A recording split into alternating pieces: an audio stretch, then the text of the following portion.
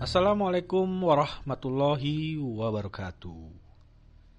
Kembali lagi dengan saya Randi yang akan menemani Sobat Misteri memasuki gerbang mimpi dengan perasaan horny. Horor malam ini.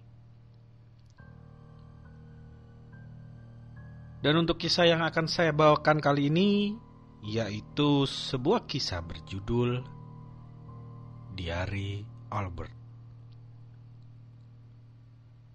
karangan Imuk Yingjun. Dan sebelum kita lanjut ke ceritanya, tekan dulu tombol like video ini dan jangan lupa juga tombol subscribe untuk channel ini. Nyalakan juga lonceng notifikasinya agar tidak ketinggalan cerita-cerita horny lainnya. Dan seperti apa kisah kali ini, langsung saja kita masuk ke ceritanya.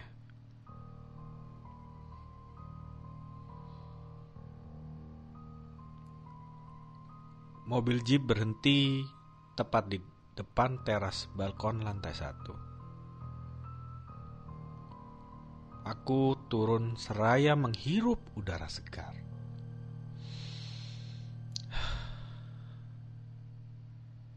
Rasa penat hilang seketika.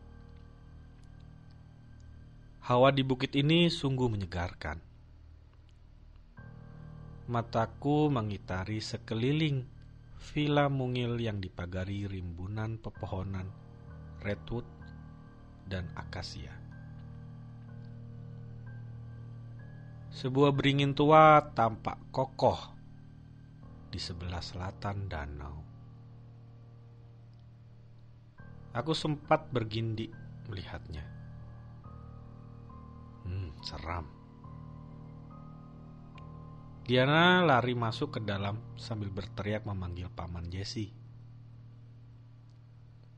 Ayah menjinjing koper dan ransel. Tom, bantu ibu membawa box di bagasi mobil dong. Setelah itu, kau antar ke dapur ya, ujar ibu sambil mengangkat tas dan juga ranselnya. Aku pun mengangguk. Di dapur, seorang perempuan berbadan gemuk terlihat sedang mengiris bawang dan sayur.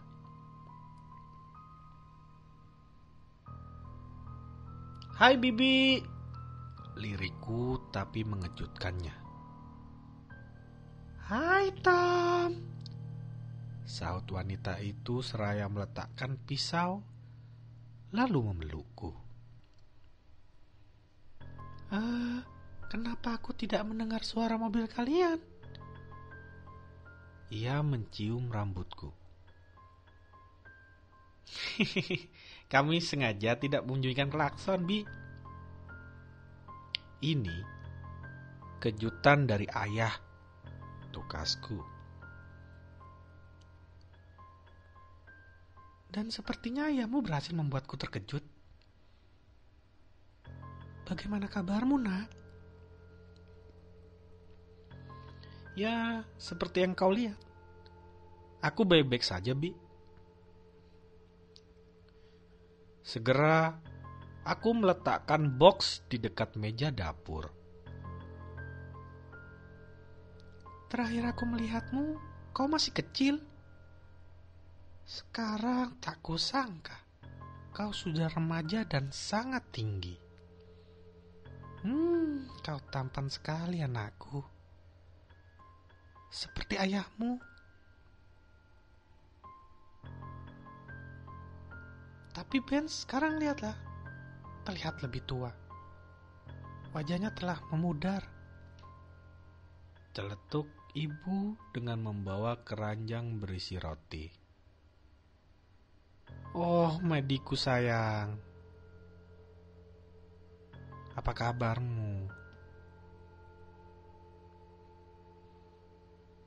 Aku baik-baik saja. Paman Jesse dan David kemana ya? Dari tadi aku tidak melihatnya. Mereka sedang pergi melepas sapi di ladang. Tengah hari mereka akan pulang kok. Oh, begitu ya.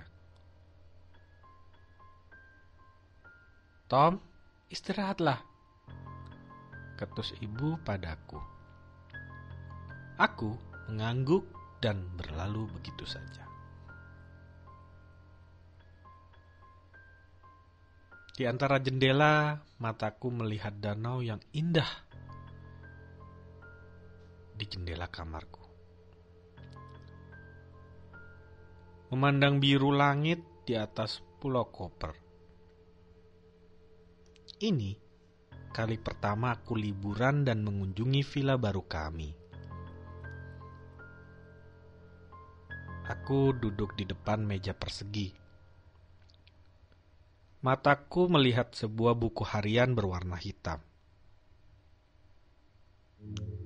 Diari siapa ini?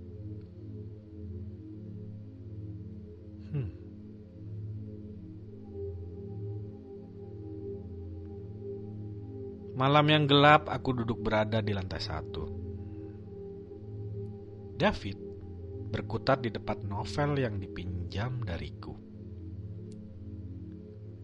Mataku menerawang bintang di angkasa yang lengang. Sunyi dan hening penuh kesan kebahagiaan. Tanpa sengaja kulihat sekelebat sosok lelaki berjubah hitam melintas di depanku. Dan lamunanku tersentak. Apa itu? Kau melihat itu, David? Tanyaku ketakutan. David menutup buku lalu melengos kepadaku. Melihat apa? Tadi ada yang melintas di depan kita barusan. Apa kau melihatnya? David menggelengkan kepalanya. Lalu tersenyum disusul kembali membaca novel yang berjudul The Diamond Court, karya Michael Leward. Seorang penulis muda dari Auckland. Entah mengapa, sejak melihat bayangan tadi perasaanku mulai tidak enak. Terpaksa aku meminta David tidur di kamarku. Ayah, ibu, paman Jesse, bibi, dan Diana menginap selama seminggu di rumah paman Richard di kota kecil.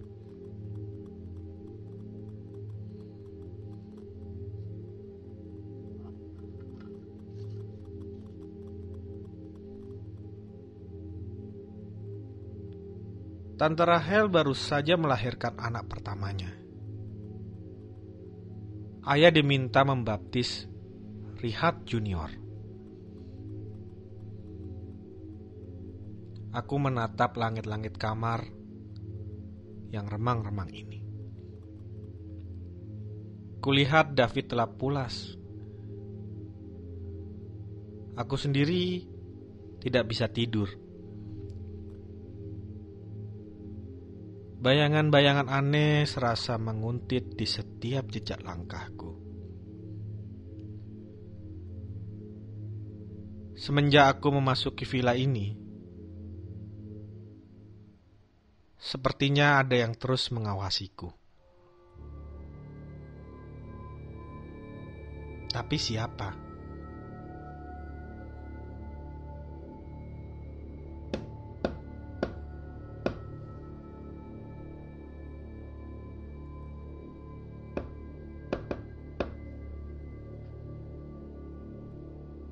Telingaku menangkap seseorang mengetuk pintu kamarku.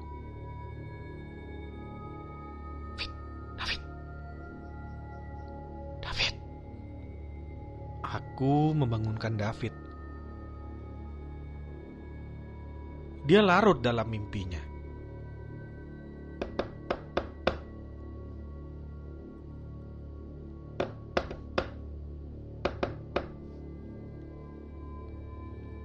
Untuk kedua kalinya aku mendengar suara-suara itu lagi. Suara ketukan itu lagi. Aku mencoba menepisnya dengan tidak menghiraukannya. Kusumpal telingaku dengan air pun. Mendengar musik balance, country dan pop. Saat kemudian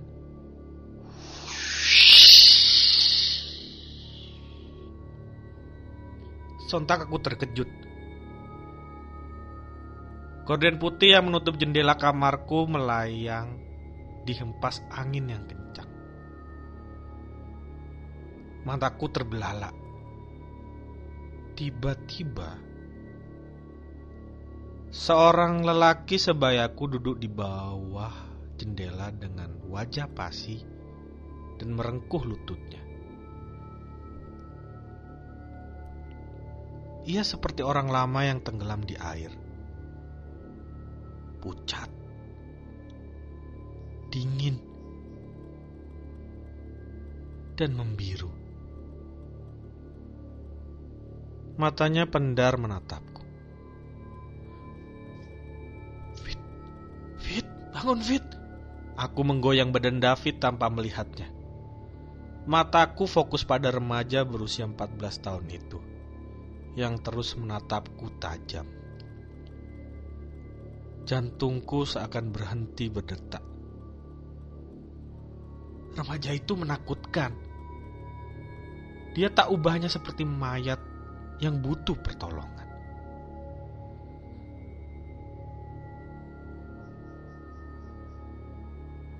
Astaga, cukup lama aku membangunkan David.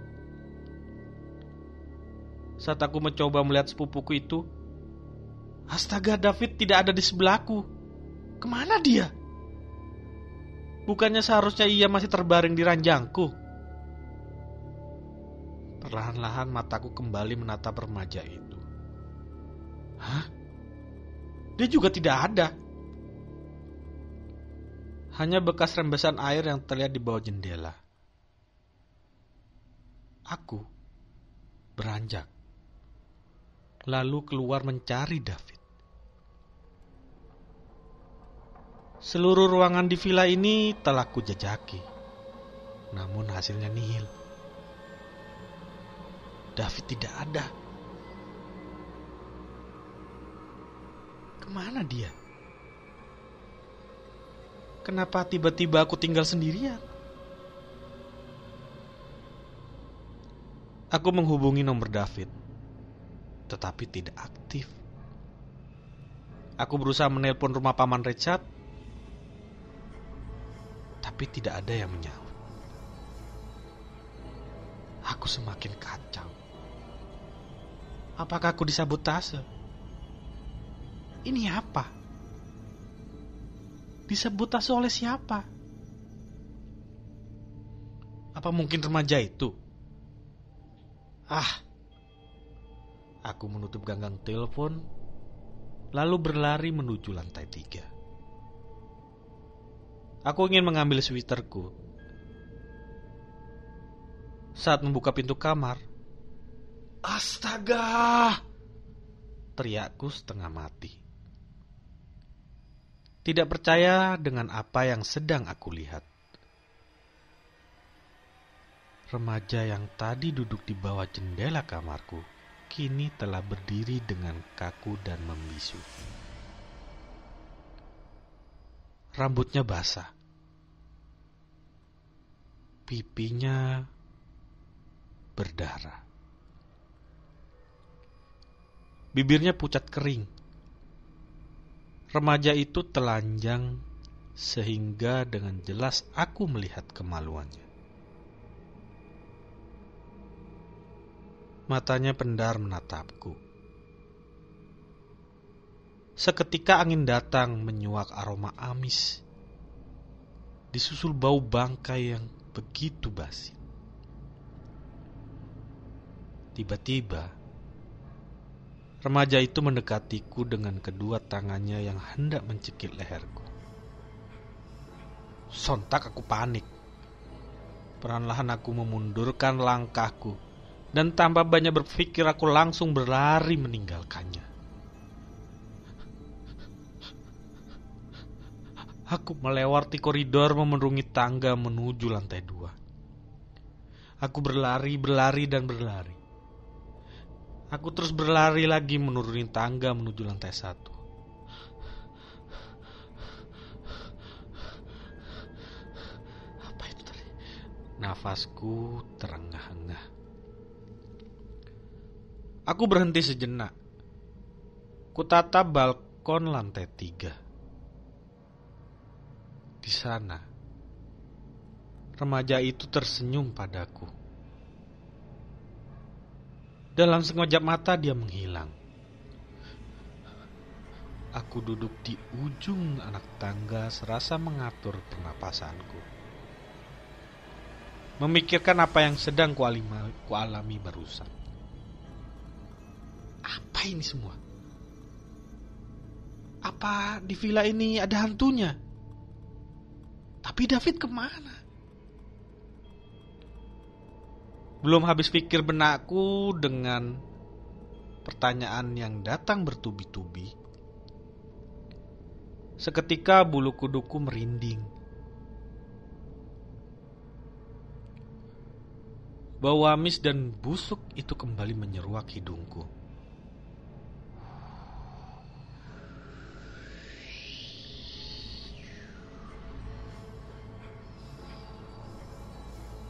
Angin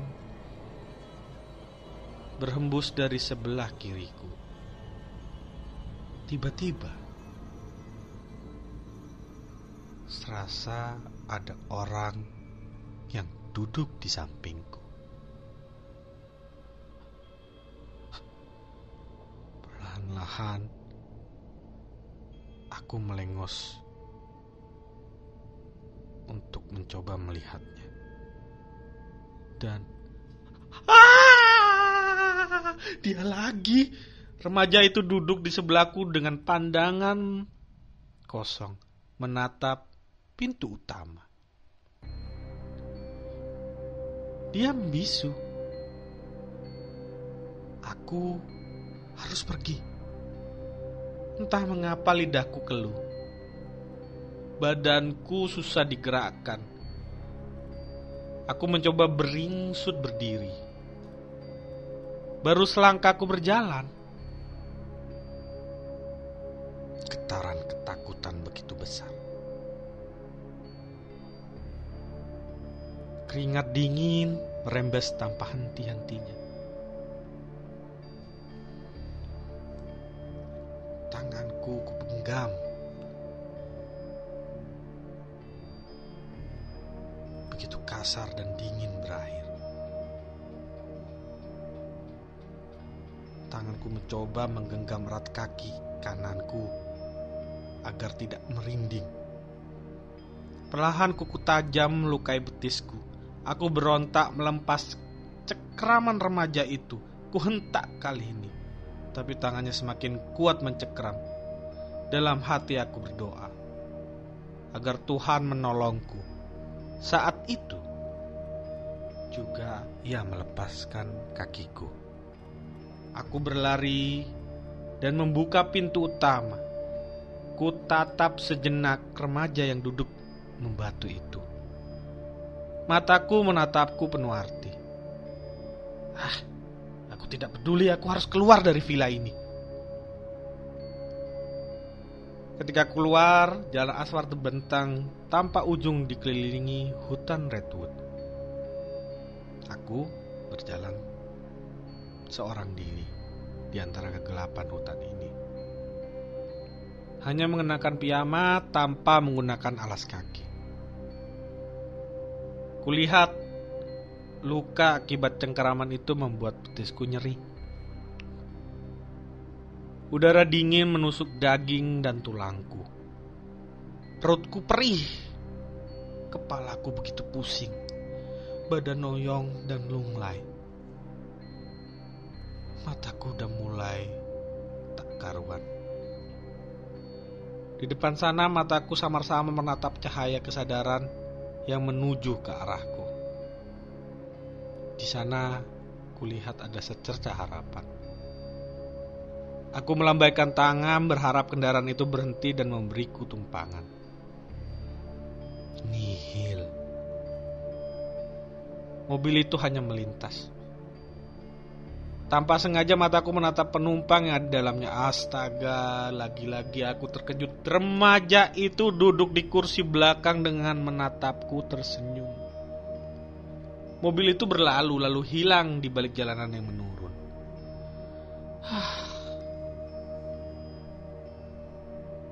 Aku mengatur pernapasan. Kurasakan jantungku berdeduk kencang mendengar suara dentuman di ujung jalan sana.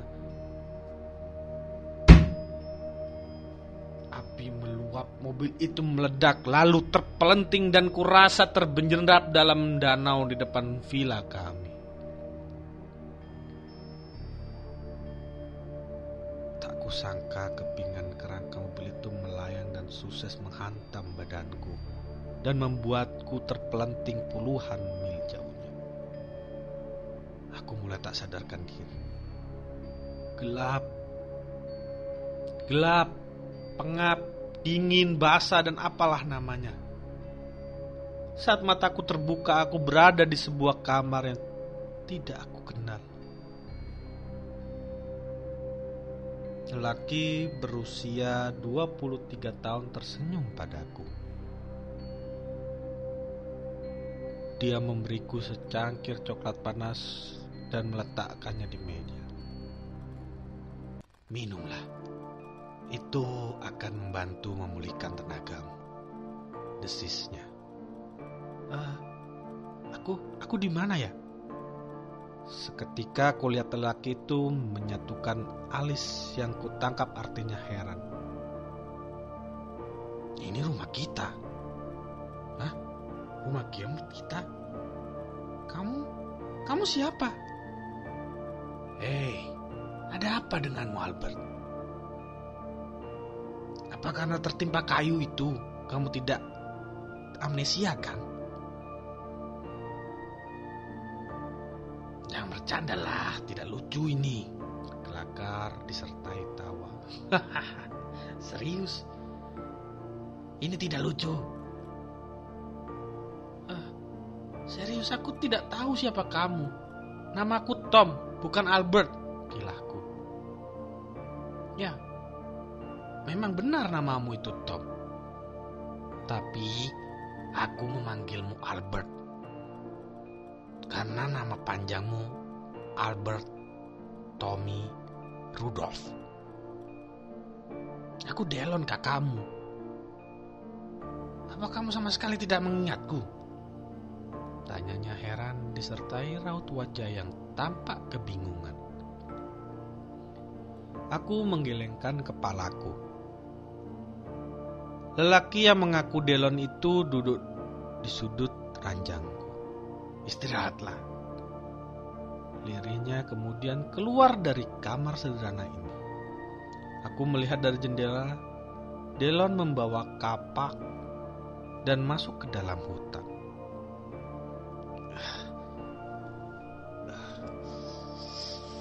Kepalaku terasa pusing, entah kejadian apa yang akan datang menghampiriku. Kurai secangkir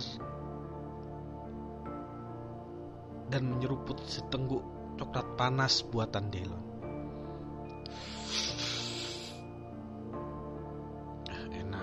Enak. Tapi jujur, aku semakin pusing dan merasa aku tidak waras. Namaku bukan seperti yang disebutkan Delon. Namaku Michael Tom Alukta. Semua ini apa? Aneh bukan? Malam ini adalah malam ketujuh aku tinggal bersama Dylan. Di kamar sederhana ini, aku mencoba untuk menulis cerita tentang Dylan yang kesepian, sendirian, dan sebatang kara. Pintu kamar terbuka. Aku melihatnya tersenyum lalu masuk menghampiriku. Kau menulis apa? Selidiknya. Tidak ada. Hanya coretan biasa. Kamu bohong. Dengusnya serasa berusaha mengambil catatanku itu. Jangan, Dylan. Itu bukan untuk dibaca kamu. Biarlah. Sini, aku penasaran. Aku ingin melihatnya. Tukasnya dan terus berusaha menggapai dari balik punggungku. Jangan. Jangan, Albert. Aku melihatnya sebentar saja. Aku hanya ingin mengetahui isinya. Boleh ya? Ujarnya membelas. Tidak boleh. Terdengar suara tembakan menghantam pintu. Sontak, Dylan memelukku dan menindih, lalu mengarahkan menuju sofa di depan tengku penghangat ruangan. Mereka sudah datang, lirinya. Siapa? Bisikku ketakutan. Mereka adalah orang yang ingin membunuh kita. Hah? Membunuh kita? Kenapa? Sudah. Jangan banyak bertanya. Nanti aku jelaskan. Aku dan Dylan lari melewati pintu belakang. Kami menyusuri hutan. Di tepi sebuah danau kami berhenti. 4 orang lelaki dengan laras panjang menghadang kami di belakang. Aku ketakutan. Sungguh sangat ketakutan. Dylan dan Albert, bagaimana kabar kalian? Desis lelaki dengan tatapan mata ular. Kalian mau apa lagi? Bentak Dylan. Serahkan dia pada kami. Tidak akan. Dia adikku. Serahkan. Atau aku akan menembakmu terlebih dahulu. Tidak akan pernah. Hei.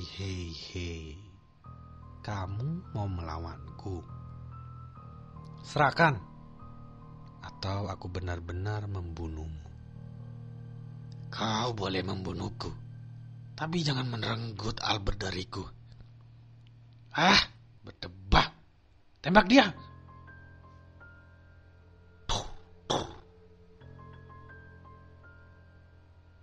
Suara tembakan menggema di tengah hutan. Dylan terkapar penuh luka. Seorang lelaki menyeretku dengan paksa. Aku mencoba untuk melepasnya. Mungkin karena aku terus berontak, lelaki itu marah kemudian menamparku. Diam! Dengusku kesal.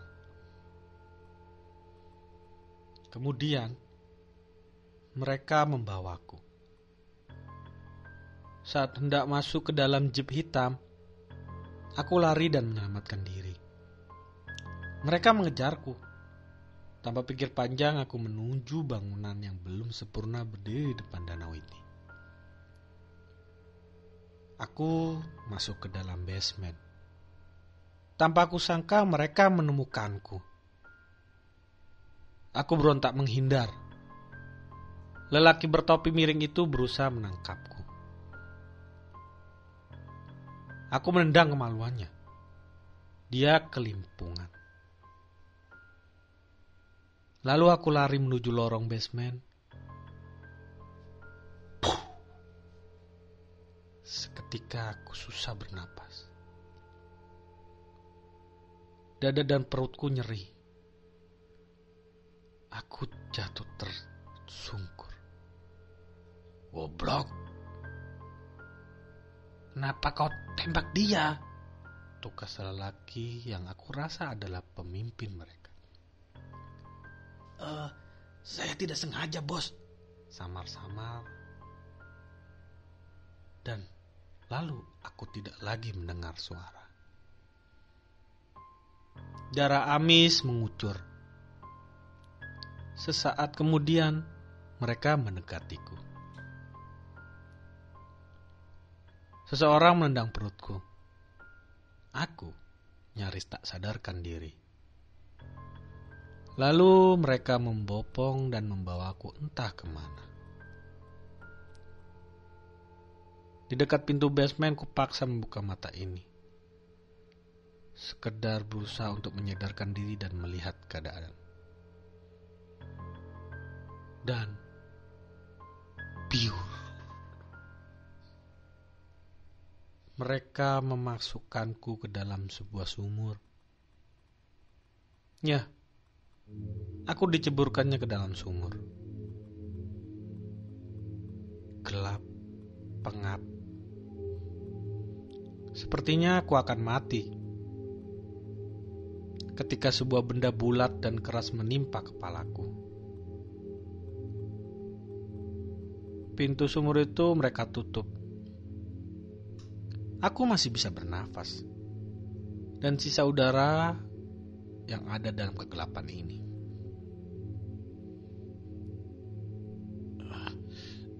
Aku terus berontak untuk melepaskan tali yang melilit di batu. Aku tenggelam di dalam sumur, lalu semuanya hening. Hening. Hening. Hening. Lega. Tidak ada suara. Tidak ada angin. Tidak ada kehidupan. Yang kurasakan, aku susah bernapas dan sesak karena masih dalam kegelapan. Tiba-tiba, mataku menangkap cahaya di atas sana. Dan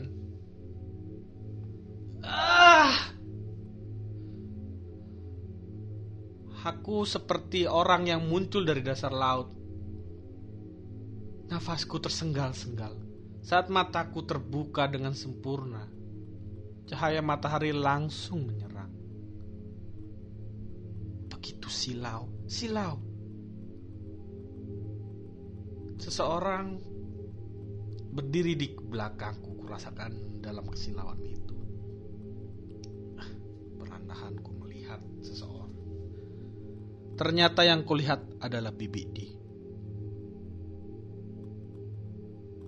Bibi? Tanyaku terkejut. Yang lain sedang menunggumu, ayo kita sarapan. Sahutnya membuatku heran. Sejak kapan aku tertidur di kursi ini? Aku rasa 20 menit yang lalu. Kamu sepertinya lelah dalam perjalanan hari ini. Pakaianmu sudah aku masukkan ke dalam lemari.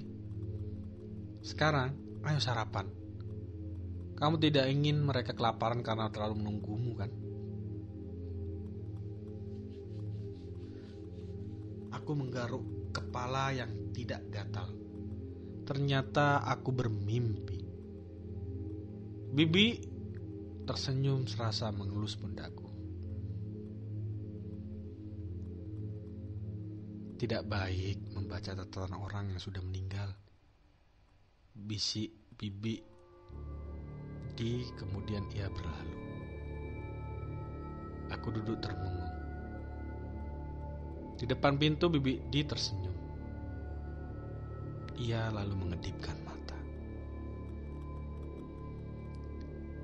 Malam ini aku duduk di depan meja persegi membaca lanjutan diari Albert yang penuh dengan misteri.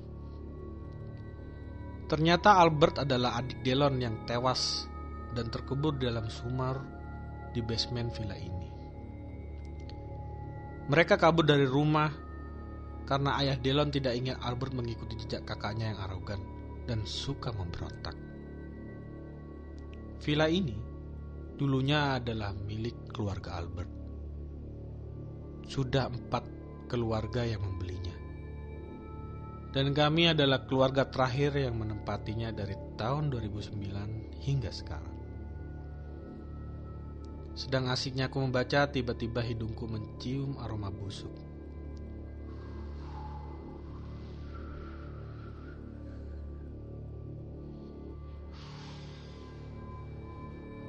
Angin membuatku merinding. Jendela kamarku terbuka. Aku terkejut. Delon berdiri di tepi jendela dengan tatapan marah. Ia mengacukan tangan, melihatku kesal. Seperti ada sesal dan kecewa yang mendalam karena aku terkesan melupakannya. Dan tiba-tiba